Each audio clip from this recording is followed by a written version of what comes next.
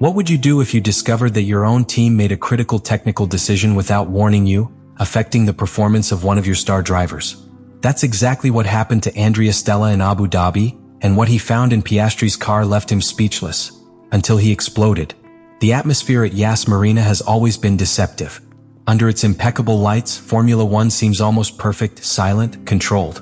But behind that facade hide tensions that only emerge when technical and political pressure reaches a critical point. For McLaren, the 2025 Abu Dhabi Grand Prix became that stage.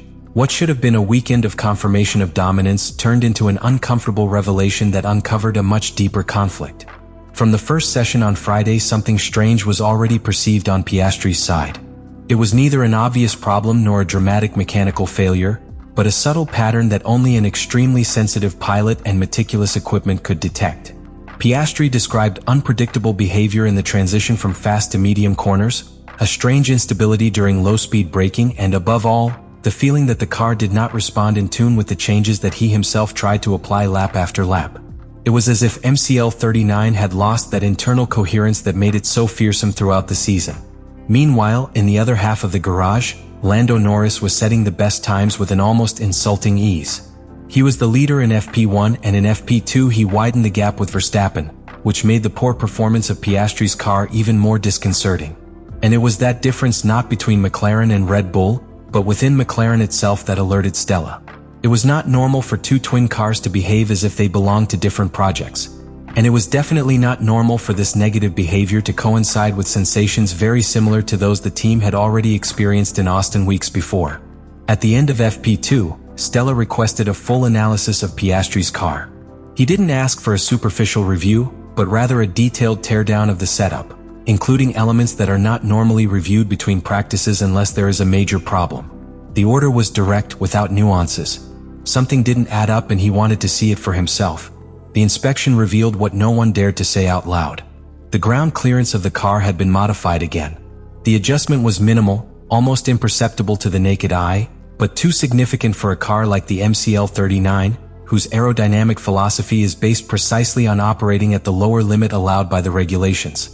It was the same type of adjustment that had ruined Piastri's career in Austin, a change that he hadn't requested, that his engineer hadn't approved, and that Stella was completely unaware of. The McLaren director's reaction was not immediate. There was no shouting, no banging on the table. There was something worse: silence. A silence that, within a Formula One team, means that someone has just crossed a line that should never have been crossed.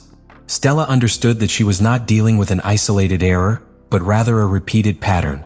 And the most serious thing was not the technical modification itself, but the fact that it was made behind the management's back, and even worse, behind the pilot's back.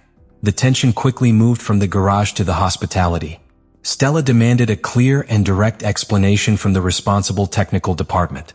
The response was an attempt at justification wrapped in phrases like preventive optimization or adjustment to compensate for Friday's conditions. But none of those reasons held up.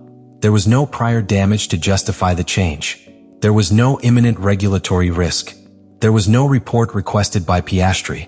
It was a decision made without support, without communication, and without the slightest respect for the team's technical hierarchy. That detail is key because at McLaren the organizational structure is not an ornament. Since 2023, Andrea Stella has implemented a system where each critical technical decision must be documented and approved by at least 2 levels. Skipping that procedure not only alters the car's performance, but also undermines the way McLaren has rebuilt its path to the elite. And yet, someone did it. The impact was immediate. Piastri, upon learning of the modification, suddenly understood why his car had not responded all day. It was not a problem of driving, nor of tires, nor of adaptation. It was a variable introduced without his consent that had conditioned his work. For a pilot, that is devastating. It disconnects you from your own vehicle and takes away the confidence necessary to compete at the limit on a circuit that punishes every mistake. What started as a post-FP2 technical review quickly escalated into an internal leadership crisis. Stella, until then seen as a rational and strategic technical director, was faced for the first time with an authority dilemma: how to contain a silent rebellion without publicly tearing the team apart.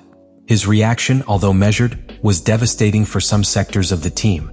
The orders were clear: From that moment on, any high-impact adjustment to the configuration of a car had to be approved personally by him or by one of his direct delegates with documented support. A decision that, although logical, showed the internal fracture. The technical department was divided. Some engineers defended the modification applied to Piastri's car as a tactical maneuver, arguing that the behavior of the asphalt and the extreme thermal conditions of Abu Dhabi could justify a preventive adjustment. But the problem was never technical, but political. What really bothered Stella was not that there was an attempt to improve the car, but that it was done by breaking the system that he himself had implemented to avoid precisely that type of unilateral decisions. Internally, rumors began to circulate about the real origin of the decision. Some voices pointed to a small group within the engineering area that, in an effort to protect the team's performance against rivals such as Red Bull and Mercedes, acted without considering the hierarchical implications. Others suggested that there could be external influences, including business pressures, that pushed certain immediate results to be prioritized over long-term team stability. The truth is that the incident revived doubts that had already been latent since the Qatar GP, when McLaren made the inexplicable decision not to stop its drivers during a safety car, condemning them to a suicidal strategy. At that time, criticism pointed to a disconnection between the track and the wall. In Abu Dhabi, those criticisms mutated into something more serious: internal distrust. What seemed like a solid structure was actually hiding underlying disagreements that just needed the right context to come to the surface. Oscar Piastri, for his part, was at the center of this storm. His relationship with the team, especially with some engineers, became strained, although without public explosions. He is a methodical, reserved, but not naive pilot. He knew that 2 incidents in a row with technical decisions against him were no small coincidence. And although McLaren tried to reinforce its support publicly, actions spoke louder than any statement. Andrea Stella called private meetings with her department heads, where she made a new line of control clear. The message was direct. No more improvisation, no more decisions without a chain of command, and above all, no more modifications without traceability. An internal audit was also proposed to review all the technical validation processes implemented since the start of the season. And that perception can be more destructive than any speed deficit. Because when a pilot begins to doubt his surroundings, the intentions behind each adjustment, the fairness of treatment, the most essential bond between man and machine is broken: trust. Not in the car, but in those behind it. The signs are clear. Although Piastri has maintained a professional attitude towards the media, his radio interactions have lost fluidity. His questions are more frequent, his answers shorter, and in several sessions he has asked for explanations that he previously simply accepted without question. For a team that aspires to be world champion, that is not an anecdote. It's a red alert. And meanwhile, Norris continues to accumulate points, podiums, and internal support. Not because there is a conspiracy in his favor, but because in every technical structure there is an inertia that favors the most established pilot. When time is of the essence and decisions must be made in seconds, historical trust outweighs mathematical logic. And that, inevitably, unbalances the dynamic. Andrea Stella knows it. In 2024, he already faced criticism for team orders that favored Norris in situations where Piastri had better pace. At the time, it was justified as strategic decisions in complex scenarios. But now, with 2 technical incidents directly affecting the Australian driver, the narrative has changed. It's not just about career decisions anymore. It is a structure that intentionally or not does not seem to be protecting both equally. Abu Dhabi should have been a consolidation point for McLaren. A weekend to demonstrate, with figures and results, that their dominance in the development of the MCL39 was not a mirage, but a reality backed by solid internal functioning. But what should have been a celebration became an alarm signal. Let me know in the comments what you think about all this.